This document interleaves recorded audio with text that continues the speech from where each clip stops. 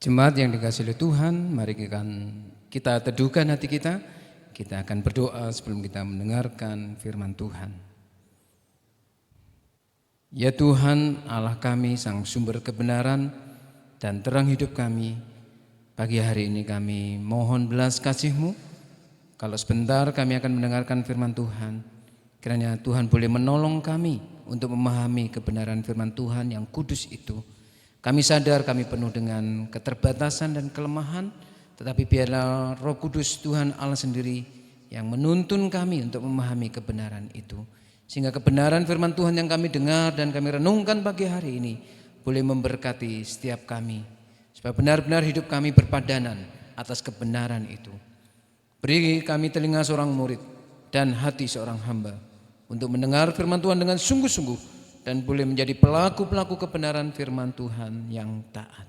Engkau urapi dan pakai hamba-Mu menjadi saluran berkat yang kudus daripada Tuhan sendiri, sehingga setiap jemaat-Mu yang mendengar firman Tuhan hanya terberkati oleh kebenaran Tuhan semata.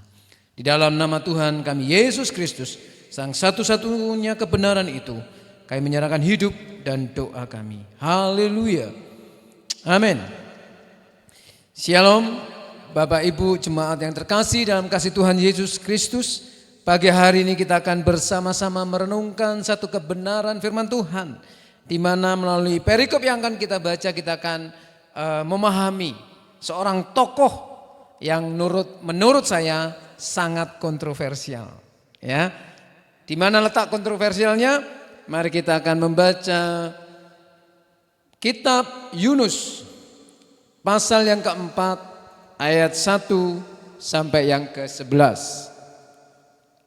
Kitab Yunus pasal 4 ayat 1 sampai yang ke-11. Saya tunggu sampai semua jemaat mendapatkan bagian nats firman Tuhan ini sehingga kita boleh mengikutinya dengan baik.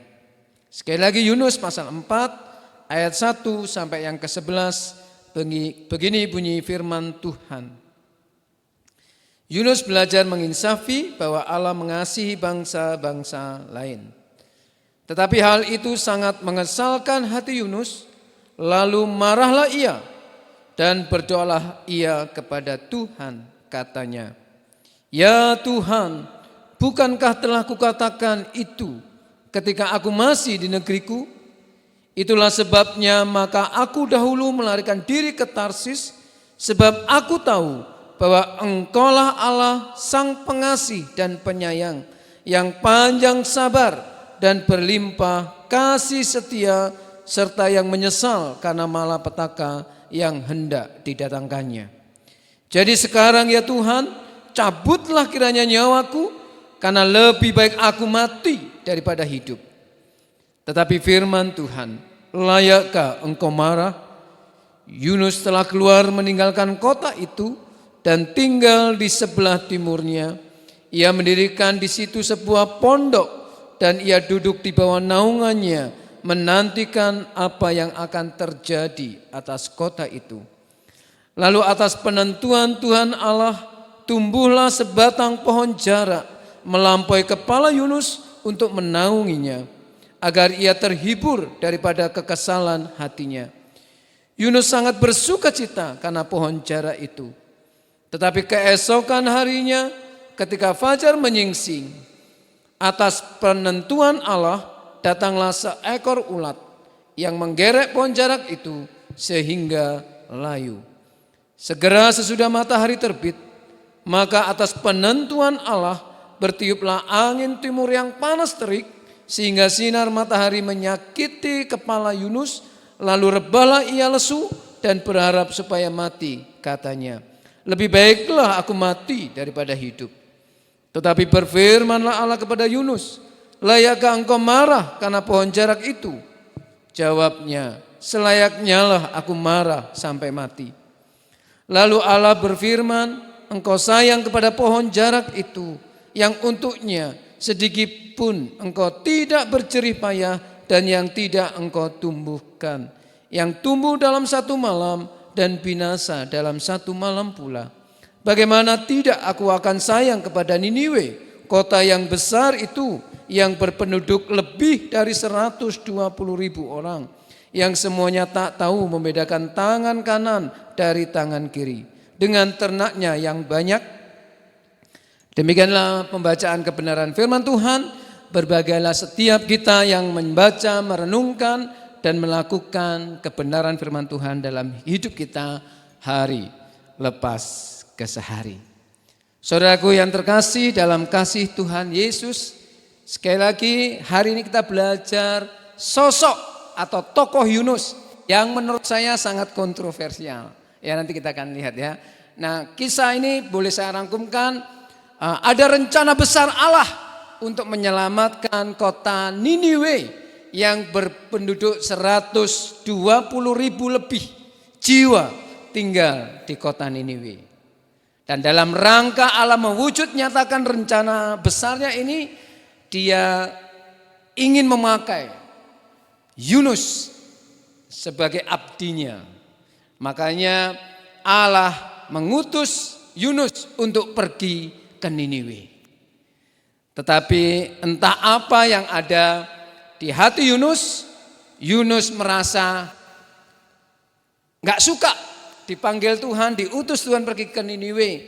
Dia merasa kesal, dia merasa marah. Kenapa? Allah harus mengutus aku ke Niniwe dan aku harus melayani ke Niniwe. Dan benar, bentuk protesnya Yunus adalah ketika dia diutus Tuhan ke Niniwe, justru dia pergi ke Tarsis. Ya. Dan Allah menegur keras Yunus, maka Yunus singkat cerita dilemparkan ke laut oleh para penumpang kapal yang karena waktu itu ada badai besar sehingga Yunus ditelan hidup-hidup oleh ikan yang besar. Dan Yunus tinggal 3 hari 3 malam di perut ikan. Teguran keras Allah ini akhirnya memaksa Yunus untuk sampai ke Niniwe. Dan singkat cerita, Yunus akhirnya melayani orang Niniwe. Dia mengatakan bahwa 40 hari lagi kota ini akan ditunggang balikkan oleh Allah kalau kalian tidak bertobat. Singkat cerita, ketika Yunus menceritakan tentang kasih Allah, tentang Allah yang hidup, akhirnya kota Niniwe, bahkan pemimpin utama dari kota Niniwe mengajak seluruh rakyat, bahkan seluruh ternak untuk melakukan pertobatan. Dan karena pertobatan ini, karena hati mereka yang mau berbalik kepada Allah, Allah akhirnya tidak jadi menghukum kota Niniwe. Dan justru pertobatan massal itu terjadi di kota Niniwe dan semua orang percaya kepada Allah. Itu ceritanya. Tapi mari kita melihat ya, apa yang terjadi dengan tokoh Yunus ini, ya. Ada hal yang unik, ada hal yang menurut saya menarik, bahkan saya merasa janggal dari kisah ini. Apa itu? Yang pertama, kitab Yunus adalah satu-satunya kitab yang tidak jelas endingnya, bahkan diakhiri dengan kalimat pertanyaan. Dari ayat yang ke-11 dari pasal 4 tadi, ya, diakhiri dengan kalimat tanya dari Allah. Bagaimana tidak aku akan sayang kepada Niniwe, kota yang besar itu, yang berpenduduk lebih dari 120.000 orang, yang semuanya tak tahu membedakan tangan kanan dan tangan kiri dari tangan kiri, dengan ternaknya yang banyak. Setelah itu enggak ada jawaban. Dan kitab Yunus berakhir di pertanyaan Allah itu. Itu yang pertama, menarik menurut saya. Yang kedua, Yunus memiliki ketidakselarasan antara pengetahuan akan Tuhan pada dirinya dengan kehidupan nyatanya. Artinya Yunus memiliki ketidakselarasan antara pemahamannya kepada Allah dan sikap hidupnya yang katanya memahami Allah itu. Contohnya mari kita lihat di ayat yang kedua dari pasal 4 tadi. Dia mengatakan, dan berdoalah Yunus kepada Tuhan, katanya, ya Tuhan, bukankah telah aku katakan itu ketika aku masih di negeri? Itulah sebabnya maka aku dahulu melarikan diri ke Tarsis, sebab aku tahu, ya, Yunus mengatakan, mengklaim dirinya, sebab aku tahu tentang apa? Bahwa engkaulah Allah yang pengasih dan penyayang, yang panjang sabar dan berlimpah kasih setia, serta yang menyesal karena malapetaka yang hendak didatangkannya. Yunus tahu bahwa Allah itu adalah pengasih dan penyayang, panjang sabar dan berlimpah dengan kemurahan. Pemahaman Yunus keren. Pemahaman Yunus bagus. Bahkan bisa dikatakan utuh tentang siapa Allahnya. Tetapi dalam praktek hidup dan pelayanannya justru dia tidak mendemonstrasikan Allah yang penuh kasih itu. Justru Allah yang mengasihi orang Niniwe dengan mempertobatkan mereka. Justru karena Allah tidak jadi menurunkan malapetaka atas kota Niniwe, Yunus justru kesal, Yunus justru merasa marah kepada Tuhan. Bahkan dia mengatakan, lebih baik aku mati daripada melihat pertobatan orang Niniwe. Jadi ada hal yang paradoks banget dalam kehidupan Yunus. Dia memahami Allah yang kasih, tapi justru dalam praktek hidup dan pelayanannya dia protes, dia komplain ketika Allah menunjukkan kasih sayangnya kepada Niniwe. Yang berikutnya, hal yang unik dan bahkan janggal menurut saya, ya. Yunus merasa kecewa dan marah, padahal pelayanannya dibuat berhasil oleh Allah. Aneh ini. Semua kita, ya, majelis, komisi, termasuk saya, kalau pelayanan kita berhasil, kita pasti tos, kita pasti senang, kita pasti bersuka cita. Tapi Yunus tidak. Kenapa saya katakan pelayanannya berhasil? Tuhan memakai Yunus ke kota Niniwe dan dia berkhotbah. Kalau boleh dipakai kata KKR, dia melakukan KKR. Dan menurut saya ini adalah KKR sepanjang masa yang tidak tertandingi. Bayangkan Yunus berkhotbah yang melayani kota Niniwe, melakukan KKR dan menceritakan tentang rahmat Allah. Berapa yang bertobat? 120.000 orang lebih percaya kepada Allah. Wow, pendeta besar mana di zaman sekarang yang melayani khotbah, KKR, kebangunan rohani dan kesembuhan. Apalagi di masa pandemi ini sudah enggak ada hamba Tuhan yang melakukan KKR seperti itu. Yunus menurut saya satu-satunya hamba Tuhan yang berhasil dalam pelayanannya. Tapi anehnya, menurut saya janggal ini responnya Yunus. Justru dia merasa kecewa, dia merasa kesal, dia merasa marah. Karena Niniwe berbalik kepada Allah dan bertobat. Saudara yang terkasih dalam kasih Tuhan Yesus Kristus. Keunikan dan bahkan kalau boleh saya sebut kejanggalan yang berikutnya adalah Allah tetap memakai Yunus. Sekalipun Yunus menolak panggilannya. Dan ini berkaitan dengan yang kelima, Bapak Ibu. Bahwa kedaulatan, kemurahan dan kasih Allah melampaui segala kondisi semesta dan kehidupan kita. Jadi kedaulatan, kemurahan hati Allah dan kasih karunia Allah itu melampaui semua ukuran semesta ini dan melampaui semua nalar pengetahuan dan kehidupan kita. Dan ini yang menjadi poin nanti kita akan sorot. Bahwa bagaimana kita bisa memahami Allah yang berdaulat dan sekaligus penuh kasih sayang itu lewat pergumulan hidup kita. Saudaraku yang terkasih dalam kasih Tuhan Yesus Kristus, entah kenapa yang menghinggapi tokoh kontroversial ini yang bernama Yunus ini. Sampai-sampai dia begitu membenci, begitu antipatinya dengan orang Niniwe. Mungkin karena nasionalismenya yang sempit, ya.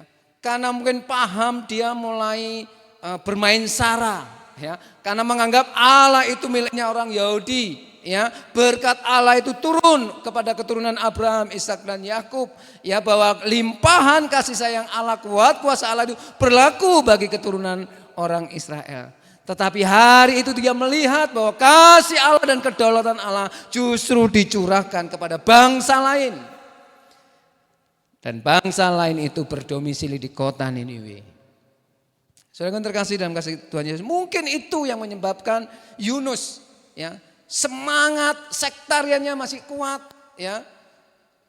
Semangat ras, suku itu masih kuat sekali. Sehingga justru itu membuat Yunus tidak bisa melihat kemurahan Tuhan dan kasih sayang Tuhan serta kedaulatan Tuhan di dalam kehidupan ini, termasuk di dalam kehidupan Yunus. Dan itu yang membuat Yunus yang harusnya bersuka cita karena dibuat berhasil peranannya, justru dia manyun, justru dia tidak bersuka cita, tapi justru dia kesal, marah dan kecewa. Ini unik dan menurut saya janggal ini. Saudara yang terkasih dalam kasih Tuhan Yesus Kristus. Hari ini kita akan belajar bagaimana kita bisa memahami kedaulatan dan kasih sayang Tuhan. Dan Allah terus sebenarnya kalau kita membaca bagian-bagian yang kita baca tadi, Allah terus mendidik dan mengingatkan Yunus dengan begitu sabarnya, yang mungkin sempat gergeten kali kalau Allahnya saya sudah gergeten. Tetapi Allah terus mendidik dan memberikan contoh-contoh. Dan nanti dia memberikan contoh pohon jara. Nanti di ayat 6 sampai ayat yang ke-11 kita akan melihat hal itu. Tapi mari kita belajar. Hari ini kita akan belajar memahami kedaulatan sekaligus kasih sayang Allah yang melampaui semesta ini dan melampaui semua akal budi manusia. Saudaraku yang terkasih dalam kasih Tuhan Yesus Kristus, di dalam ayat yang ke-6 diceritakan ketika Yunus keluar dari kota itu dan dengan kesal dan marah, dan hari itu siang terik, Allah menumbuhkan pohon jara untuk meneduhkan Yunus yang kepanasan dan juga lagi bete, bad mood, lagi kesal. Dan pohon jara itu sedemikian rupa bertumbuh dan Yunus senang. Tetapi itu cuma berlangsung sehari karena atas penentuan Tuhan, saya suka dengan kata ini, atas penentuan Tuhan pohon jara tadi bertumbuh. Atas penentuan Tuhan, Allah juga menghadirkan ulat penggerek.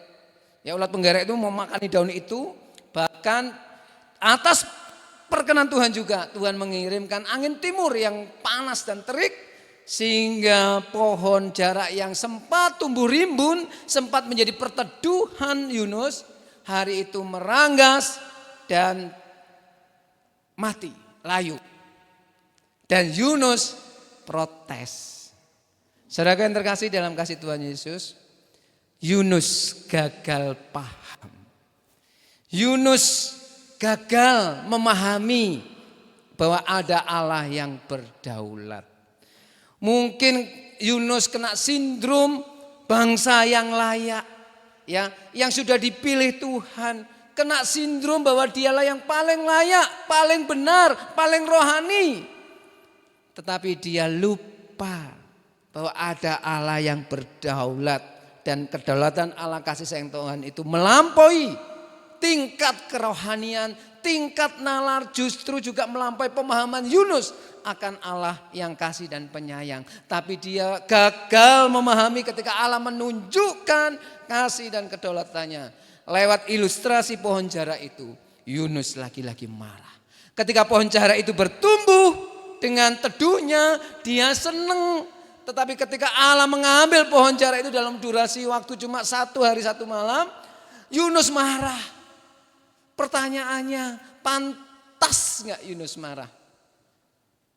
Kalau hal ini ditujukan pertanyaan, pantas gak kita marah ketika situasi yang tidak nyaman Tuhan izinkan atas perkenan Tuhan.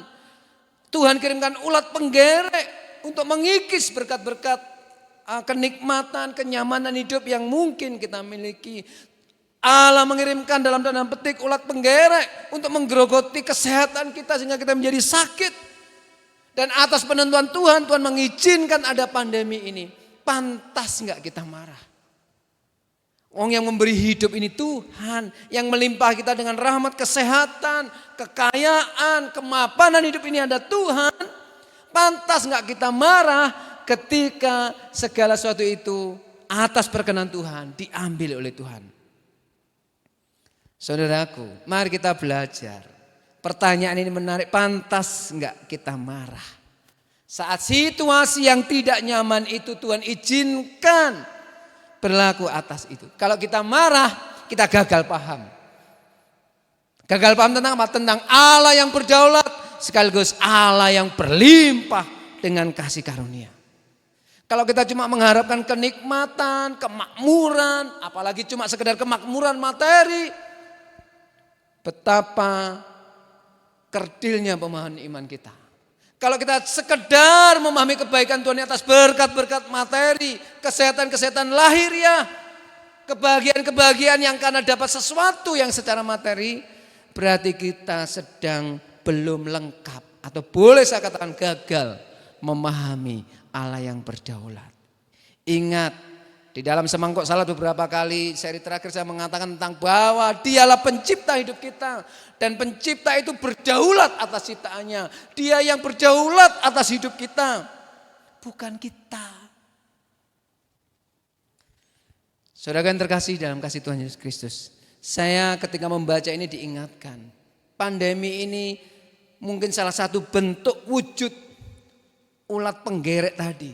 Yang mematikan pohon jarak. Yang selama ini membuat hidup kita nyaman. Pohon jarak yang teduh yang membuat hidup kita penuh dengan kenyamanan, penuh dengan kebahagiaan. Tetapi Allah izinkan, sekali lagi catat dan garis bawahi atas perkenan Tuhan itu diulang beberapa kali. Artinya apa? Yunus bagian ini ingin menunjukkan kedaulatan Allah. Allah bisa memberi dengan kedaulatannya, tapi Tuhan juga bisa mengambil dengan kedaulatannya. Sebenarnya ini juga harus membuat kita belajar.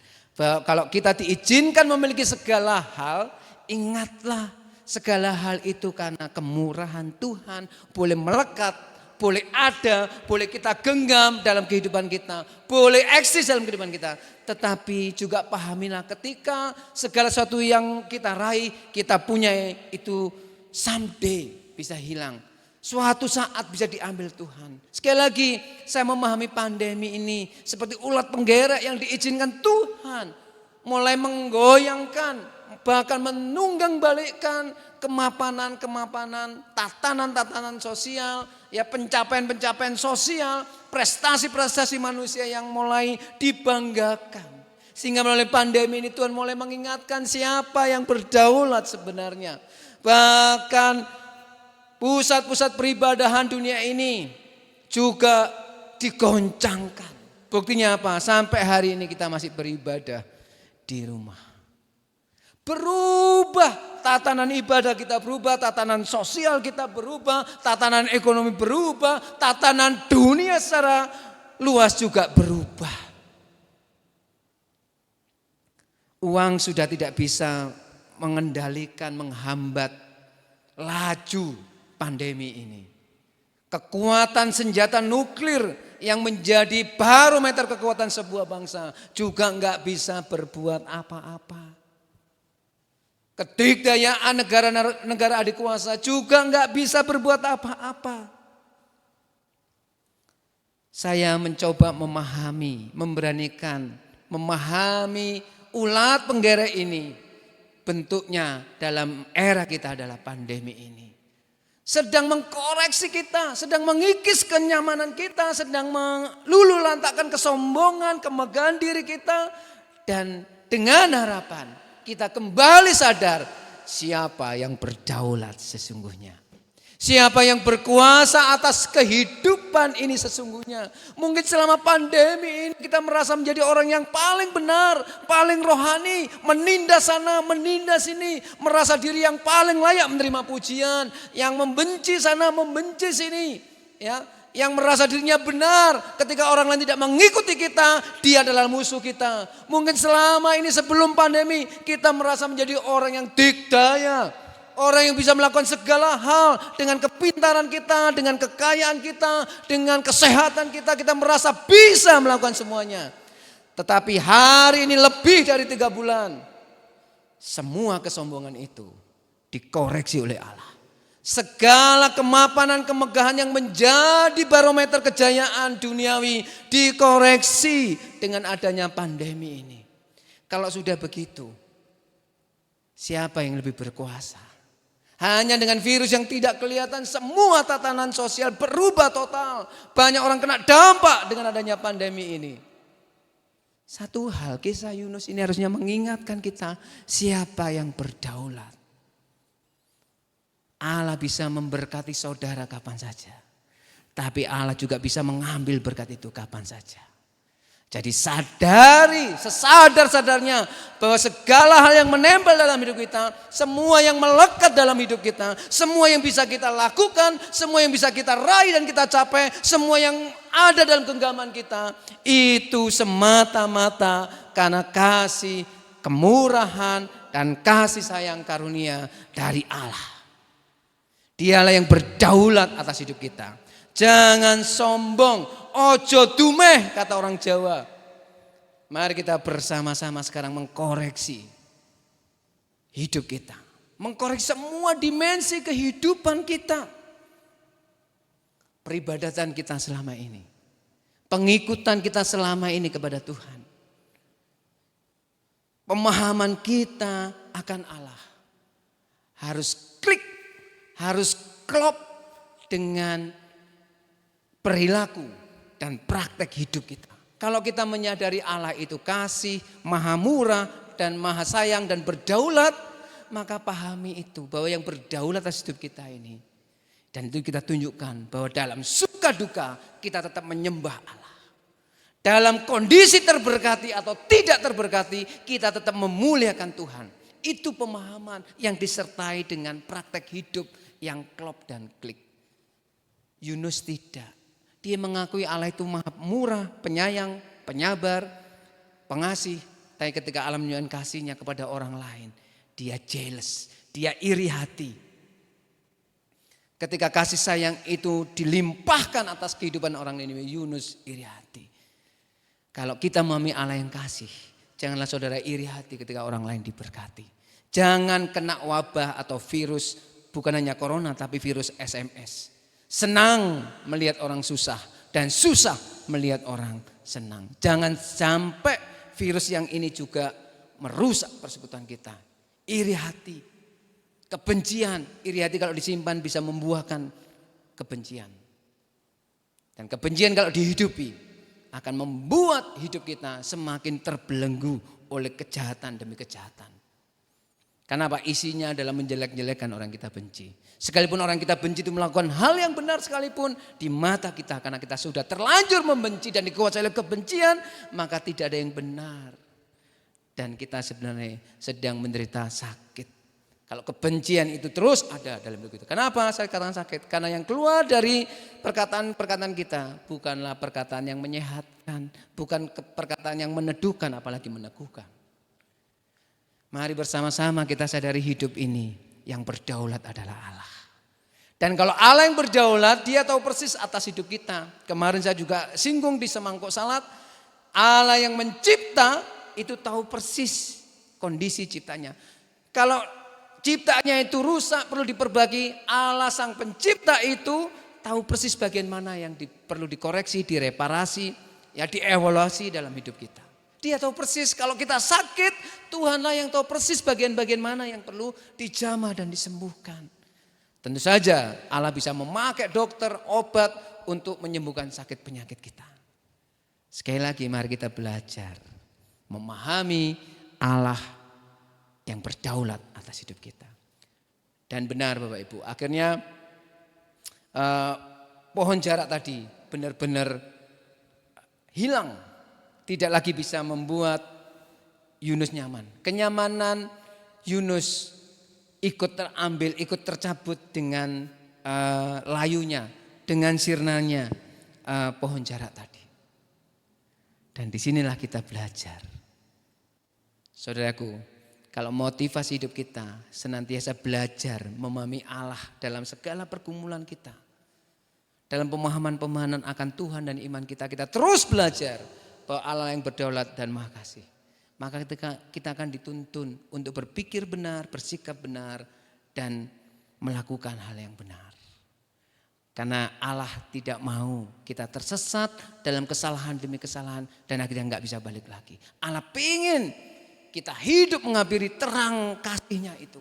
Sehingga terang itu yang menuntun kita menjalani hari demi hari, melakukan kebenaran demi kebenaran. Jangan gagal paham seperti Yunus. Mari kita bersuka cita bersama-sama dengan orang bersuka cita. Kita juga ikut berduka cita bersama-sama dengan orang berduka cita. Ikut menangis dengan orang yang menangis. Sebagai bentuk perwujudan pemahaman iman kita. Bahwa Allah itu adalah Allah yang maha kasih dan maha murah. Dan sadari pencapaian-pencapaian kita. Itu adalah karena Tuhan mengizinkan kita mencapai. Segala hal yang kita punya, pahami dan sadari bahwa Allah mengizinkan kita punya. Kalau pemahaman ini ada dan clear dalam hidup kita, kita akan menjadi orang rendah hati. Menjadi orang gampang bersyukur, gampang menyembah Allah dan selalu rindu memuliakan Tuhan. Tidak perlu didorong-dorong lagi untuk beribadah kepada Tuhan. Tidak perlu diingatkan lagi. Kenapa? Selalu terdorong dari dalam untuk menyembah Tuhan. Karena pemahaman dan sikap hidup kita klop dan clear. Mari kita bersama-sama terus memahami Tuhan lewat pergumulan hari demi hari dalam kehidupan kita. Ingatlah kita punya Allah yang berdaulat dan Allah yang penuh kasih. Biarlah kedaulatan dan kasih sayang Allah itu memimpin hidup saudara, memimpin hidup saya hari lepas ke sehari. Tuhan memberkati. Mari kita berdoa. Terima kasih Tuhan buat pagi hari ini kami boleh mendengarkan kebenaran firman Tuhan. Dan ajari kami untuk hidup benar di hadapan Tuhan. Ampuni kami kalau selama ini kami gagal paham dan salah menyikapi kemahakuasaan Tuhan dan kemahakasihan Tuhan dalam hidup kami. Ampuni kami dan biarlah Tuhan kembali men-setting pemahaman kami ke arah pemahaman yang benar sesuai dengan maksud dan tujuan Allah dan sesuai dengan kebenaran firman Tuhan. Tilik dan lawat setiap umat-Mu Tuhan, nama demi nama, keluarga demi keluarga, dan Tuhan memberkati dan terus mengajar kami untuk memahami Allah lewat pergumulan kami hari lepas hari. Di dalam nama Tuhan kami Yesus Kristus, Sang satu-satunya kebenaran dan jalan hidup kami. Kami menyerahkan hidup dan doa kami. Haleluya. Amin. Mari saya undang jemaat bangkit berdiri sebagai murid Kristus yang sejati. Setelah kita mendengarkan firman Tuhan, mari kita meresponinya dengan mengikrarkan komitmen kemuridan kita demikian. Kami bersaksi bahwa tidak seorang pun dapat sungguh-sungguh mengenal Kristus kecuali ia yang mengikutinya setiap hari dalam kehidupan. Dan bersama-sama dengan semua orang percaya di sepanjang abad dan di segala tempat, mari dengan yakin kita mengikrarkan pengakuan iman rasuli kita demikian. Aku percaya kepada Allah Bapa yang Maha Kuasa, Khalik langit dan bumi, dan kepada Yesus Kristus anaknya yang tunggal Tuhan kita, yang dikandung dari Roh Kudus, lahir dari anak darah Maria, yang menderita sengsara di bawah pemerintahan Pontius Pilatus, disalibkan, mati dan dikuburkan, turun ke dalam kerajaan maut. Pada hari yang ketiga bangkit pula dari antara orang mati, naik ke sorga, duduk di sebelah kanan Allah Bapa yang Maha Kuasa. Dan dari sana ia akan datang kembali untuk menghakimi orang yang hidup dan yang mati. Aku percaya kepada Roh Kudus, gereja yang kudus dan am, persekutuan orang kudus, pengampunan dosa, kebangkitan orang mati, dan hidup yang kekal. Amin. Tuhan memberkati.